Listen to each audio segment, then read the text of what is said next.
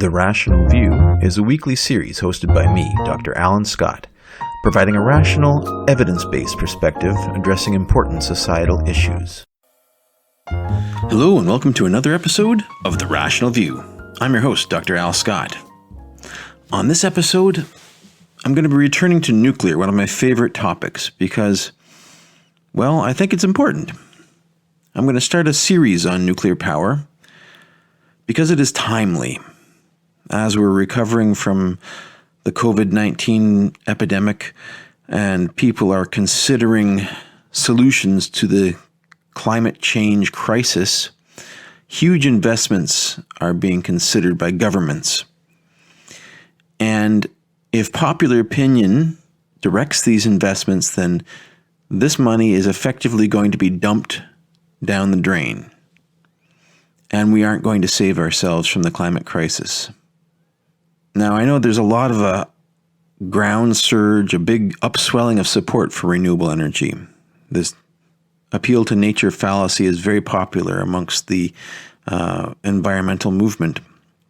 But renewables are not sufficient to displace the huge baseload of fossil fuels that we have and that we need for our modern society.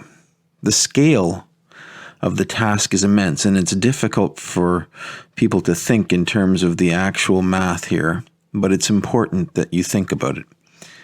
Think of a World War II production footing. This is what we need if we're going to build renewables to support the grid.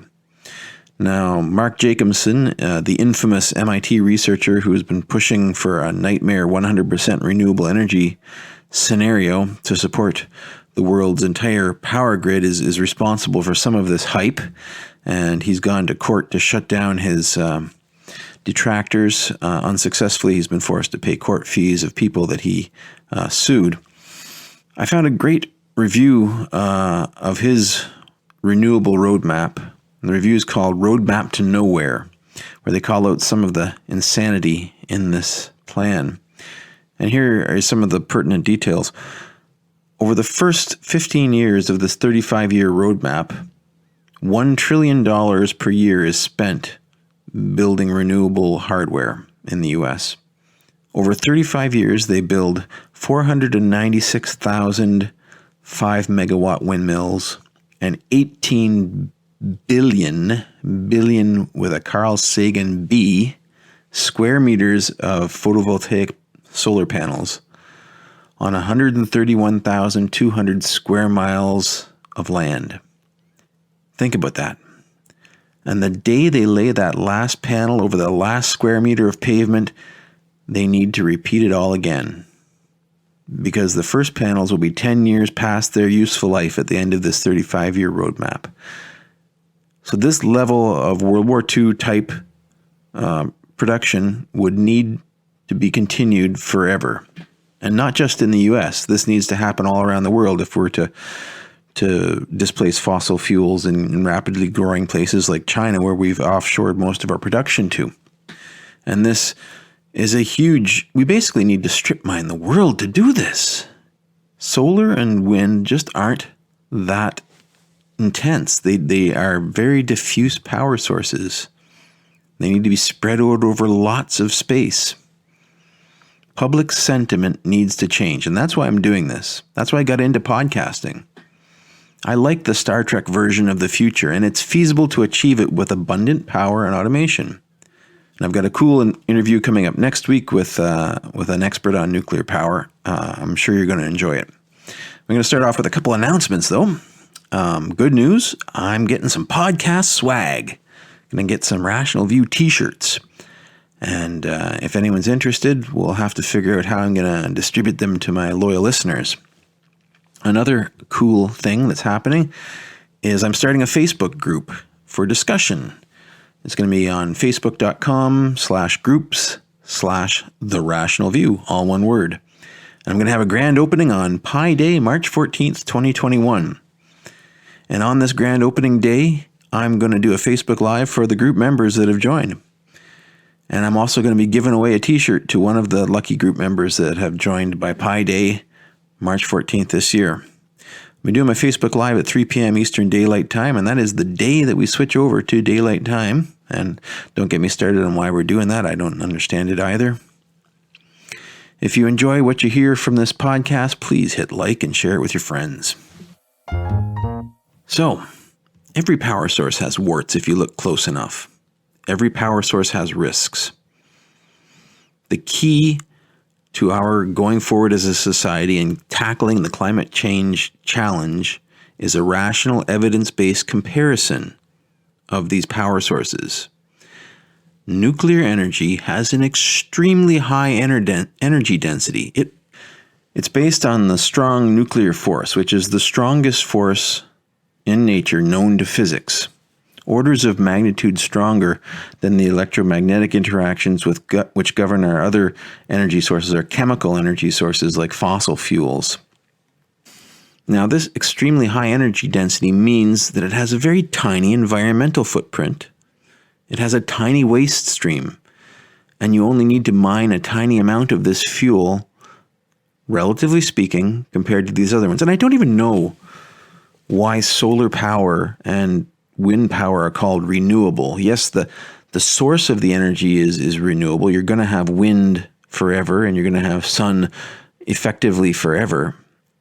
But the tons and tons of steel and cement and wood that you need to mount these things and build them, these are not renewable resources. They're no more renewable than uranium.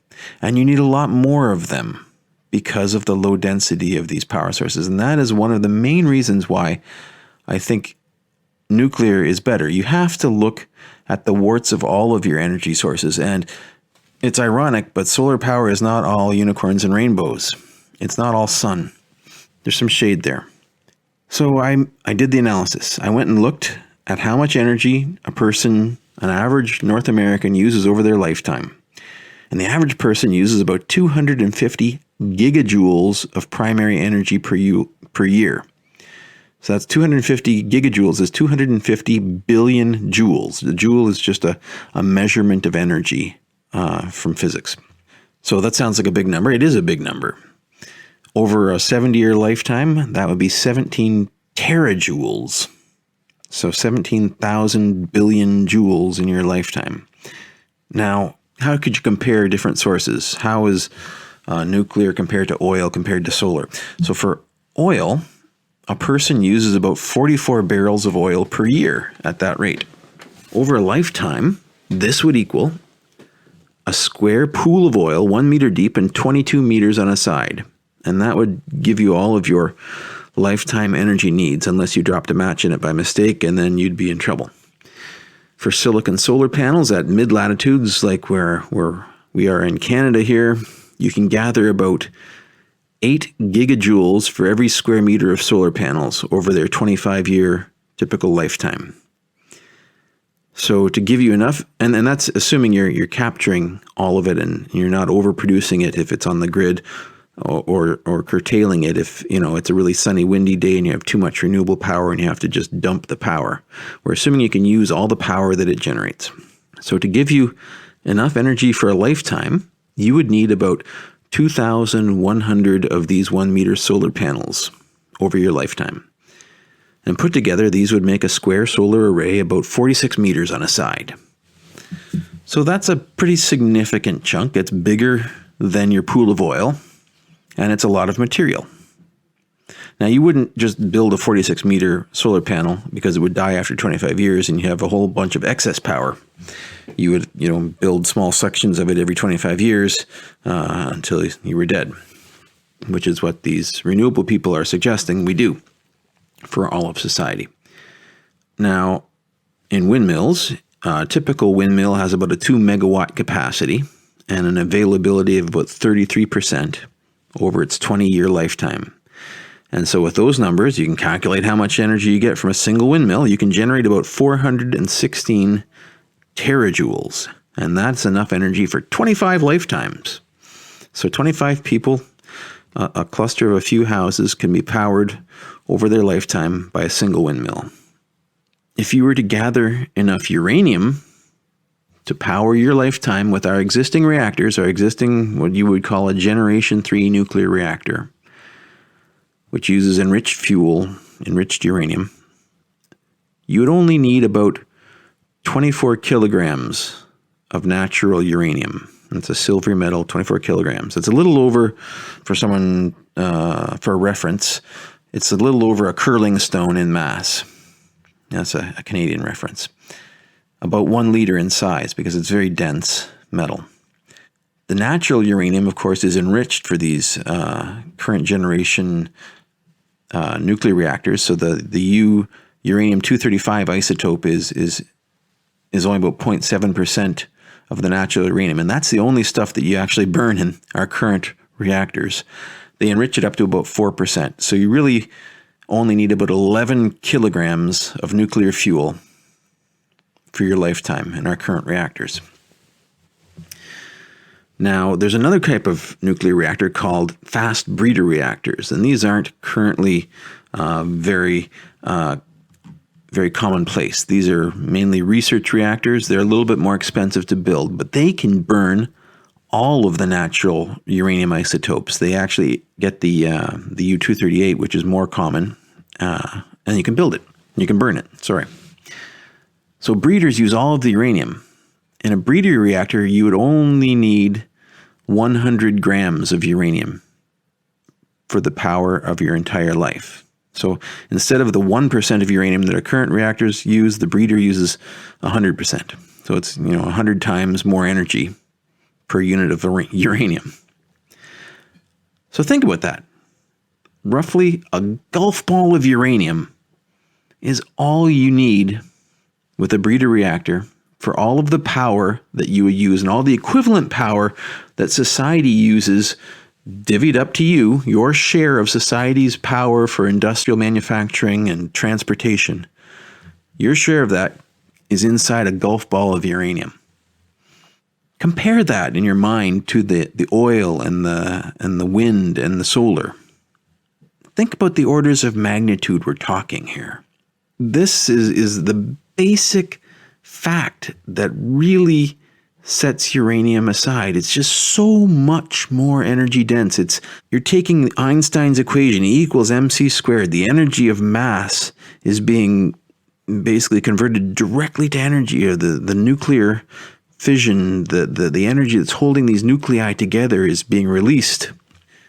Now, anti-nuclear feelings, as far as I've come to know them, are about an inch deep and a mile wide, and people, repeat the same tired, scared words that they've been told to fear. Few people have really looked at the issue or spent much time researching, because it's really a polarized issue, and in this case, most people follow their leaders. They don't spend time thinking. You're busy defending yourself against the forces of evil, or that's how it feels to people. And if you go back to my earlier podcast, the other guys aren't idiots. They're not evil people. But when you're in a polarized situation, everyone feels that the other side is evil. They're not evil.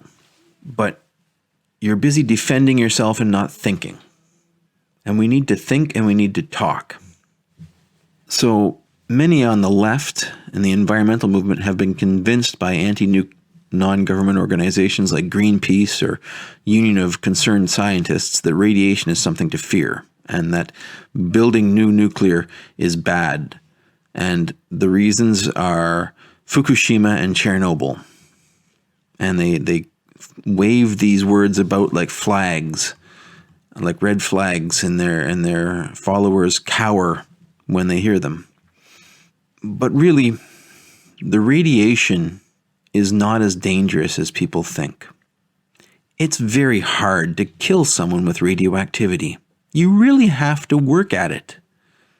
Now, the lifetime cancer risk of an average person is about 40%. There's a 40% chance that you're going to get cancer in your life. That's significant. That's really significant. 1 in 5 deaths are caused by cancer. And this is just without radiation. The fact is that our cells are constantly under attack from various things that mess with our DNA. We have the air we breathe, the oxygen in the air we breathe, is basically screwing with our DNA all the time. And radiation, yes, radiation is another factor that can screw with our DNA. Energetic particles break DNA strands in our cells all the time.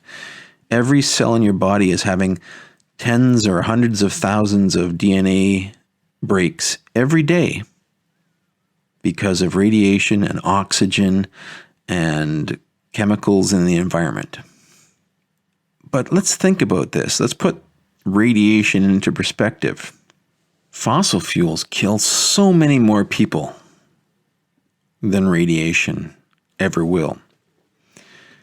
When you burn fossil fuels, you put soot into the air. And soot are these microscopic particles of chemicals that get into your lungs and can kill you. And you can measure the concentration of these particles. And if you want to look it up for your area, go up and look up PM10 or PM2.5. And these are basically concentrations of particles with a size of 10 microns diameter or 2.5 microns diameter. And the 2.5 micron diameter ones are the more dangerous ones because they can get into your lungs and into your blood vessels deeper. And for every 10 micrograms per cubic meter of PM2.5, your risk of cardiopulmonary death increases by 10%. Between 6 and 13% is what researchers think. So that's significant, right? That's a significant increase in your risk of death from heart attacks or strokes or whatever cardiopulmonary entails. This is important because let's compare to nuclear. The Fukushima exclusion zone has a current radiation level of between 20 and 50 millisieverts per year. Now, sieverts are a type of measurement of radioactivity. If you were currently living in the evacuated Fukushima exclusion zone, you'd be getting up to 50 millisieverts of radiation dose per year. And that seems scary because radiation is invisible and you can't see it or taste it. 1 sievert of radiation increases your risk of cancer by 5 to 10%. So roughly 1 sievert of radiation is on par with a 10 micrograms per cubic meter of PM2.5. Now this is risk of cancer, not risk of death of cancer. So the risk of death of cancer is going to be about 2.5 to 5% for a 1 sievert radiation dose. And a 1 sievert radiation dose is huge. It's way over the safety limit that's allowed. But look at the numbers of risk. PM2.5 at 10 micrograms per cubic meter is a 6 to 13% risk of cardiopulmonary death. And a 1 sievert radiation risk increases your risk of cancer death by about the same amount, maybe half that amount. You would think that anywhere there's a PM2.5 of 10 micrograms per cubic meter would be evacuated.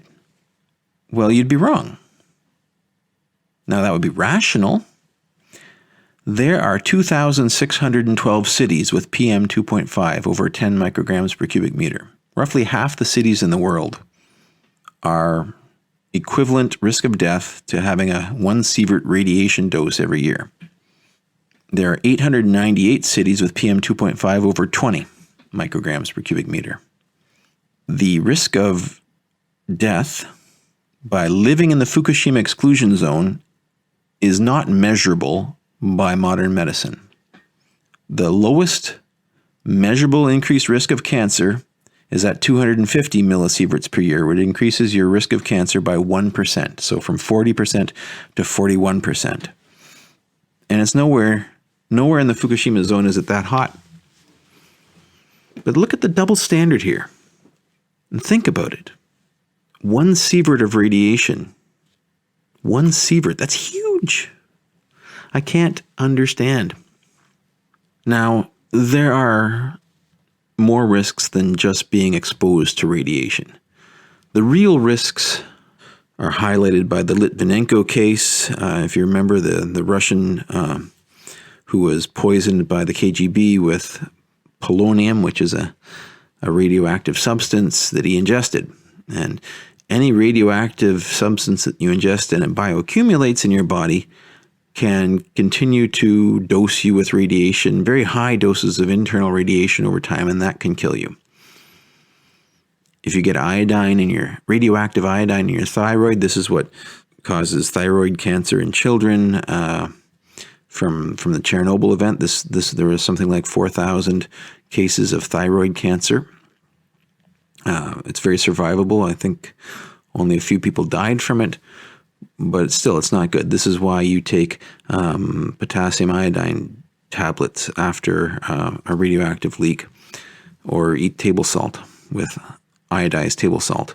It prevents you from getting radioactive iodine in your thyroid and saves you from going through cancer treatment. Iodine has a very short half-life, though, and it's not around for very long. It's weeks, it's gone. The more dangerous ones would be strontium, radioactive strontium, which can bioaccumulate in your bones, and radioactive cesium, which can replace potassium in your cells. Now, potassium in your body is already radioactive. You may not know that. And a lot of people like to look at high potassium foods and try to measure the equivalent radiation dose in bananas, for example. And these are real risks. You need to be careful that you don't eat radioactive fallout. But these heavy metals are really never released into the environment from nuclear power plants unless they explode like Chernobyl did. In the Fukushima event, the heavy metals were contained in the containment units.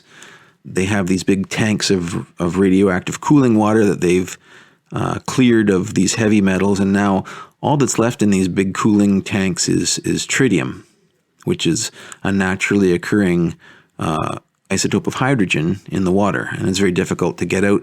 But the fact that it's naturally occurring and has very low radiation dose means that it's not really very dangerous. In fact, there was a Japanese politician who went on the air and drank some of that cooling water to show that the risk was very low. The concentration of radioactivity in that water is extremely low, and your body gets rid of tritium very quickly. It doesn't hang around in your body, so it's not really a risk. So I've dealt with the major Fukushima and Chernobyl stuff. And Chernobyl as well, don't get me started. I'll take that up again. Effectively, people have said the number of lives lost in Chernobyl was in the hundreds of thousands. This is, Greenpeace and other anti-nuclear groups. The true death toll from Chernobyl is very small. Probably less than 1,000, probably less than 100.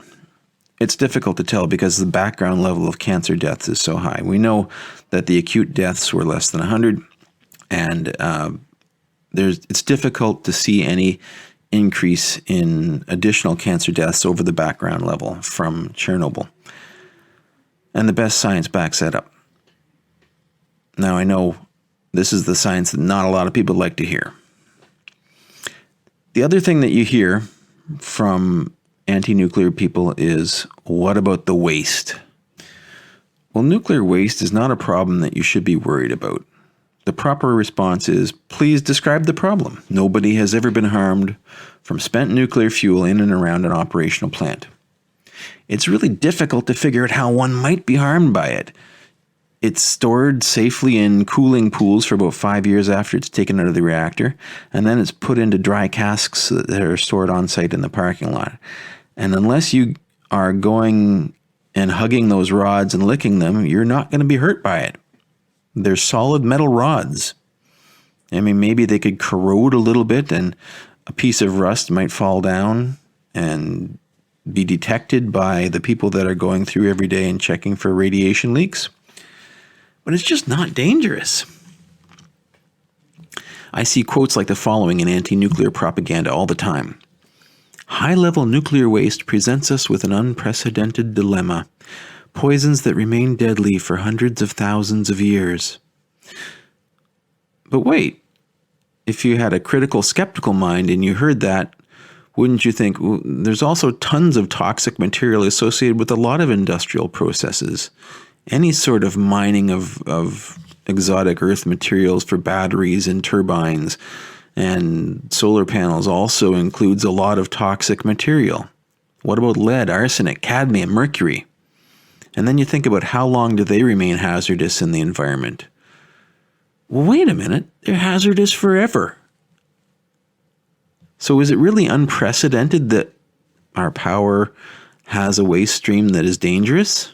No. All power sources have warts. Think about the relative amount of material processed for other power sources and how it dwarfs nuclear by orders of magnitude. And think about where they're going to be putting their waste products and how they're being handled. Nuclear is the only power source that handles all of its waste products on site and stores them safely. Fly ash.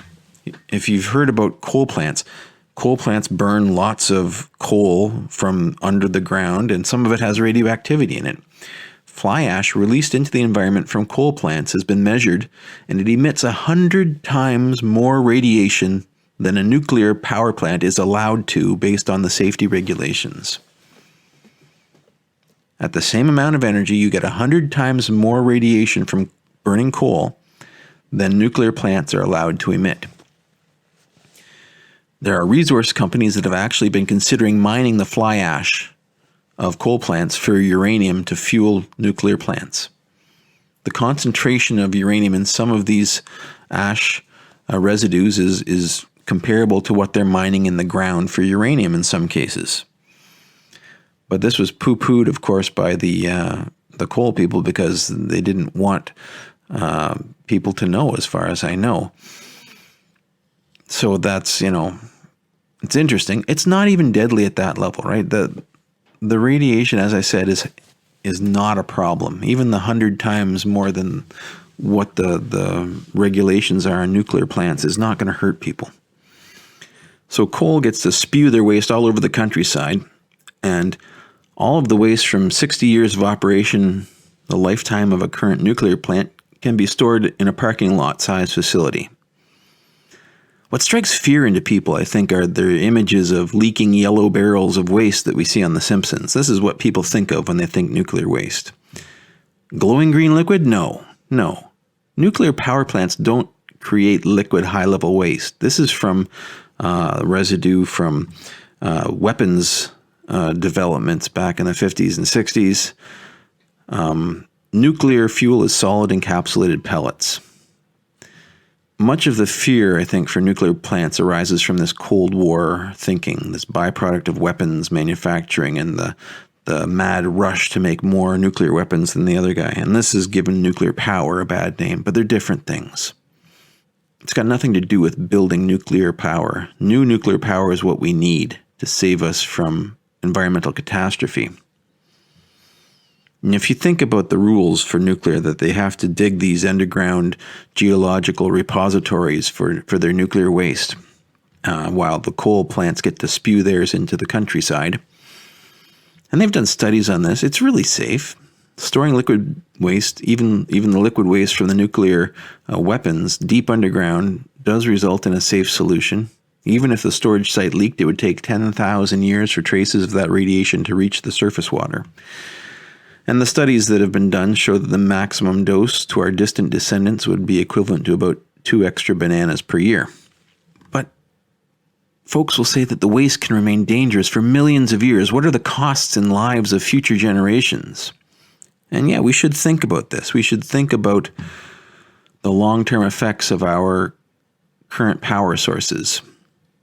And I think the bigger risk is the risk of not building nuclear and letting the climate degrade and letting all of the ecosystem diversity decline due to fast climate change. Now, the majority of the waste fuel, the spent fuel, has a much shorter half-life than millions of years. 99.9% of the radioactivity in spent nuclear fuel is gone after about 50 years. The most dangerous byproducts, as I mentioned before, are strontium and cesium, and these have half-lives about 30 years, so they remain highly radioactive for a long time. After several half-lives, after about 500 years, most of that's gone, and the fuel is still about 100 times more radioactive than the initial raw uranium. This is still dangerous. You probably wouldn't want to put it in your pocket and carry it around, but it's not nearly the world-ending catastrophe that most Greens would make it out to be. So what's the best solution for the spent nuclear fuel? What should we be doing with it? I've discussed already about how next-generation breeder reactors can get so much more energy out of this uranium if they are built. But if they're not built, we still want a safe place to put this, and we need to address public opinion on storage of nuclear waste. Now, in the past, I would have said keep it on site so that you can recycle it. But I think in a political sense, it will address public opinion more if we put it in an approved deep geological repository. It's a nice contained space where we can have access to it if we need it. And don't seal it away forever. Don't backfill it with dirt because you may need this stuff. But seal it away down there so that it's not at risk of hurting people. It'll make people happier. It'll make people feel safer. And it'll be there if we need it. Now, unfortunately, we don't have an approved site in North America to put this. Finland is working towards having their own site open soon. And there's no reason that the approved sites that they've studied so exhaustively shouldn't work. Yucca Mountain in the U.S., I believe there's one near the Bruce reactor in Canada. These are stable geological formations. They've, salt mines, deep rock formations that have been there for millions, billions of years. They're safe. This is not something that we have to worry very much about. They're safe in the parking lots that they're in now, but people don't feel safe because of the impression of an unseen danger from radioactivity. Putting it underground is a great idea.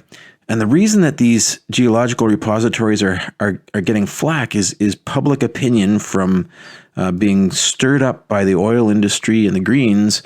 Because if you get one of these approved, suddenly they can't say, what about the waste? Suddenly their one objection goes away. And then there's no good reason to shut down nuclear. There's no good reason to save the Earth. So I urge everyone to support deep geological repositories for the storage of nuclear waste. Let's tick the box and get this off of everyone's radar and get going with the process of new, clear, clean energy. Thank you for listening to this podcast.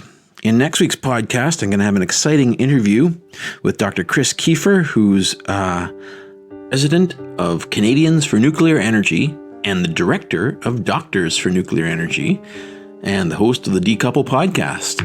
So stay tuned and thank you for listening. If you're enjoying what you're hearing, please consider visiting my Patreon page and becoming a patron of this podcast at patron.podbean.com/TheRationalView.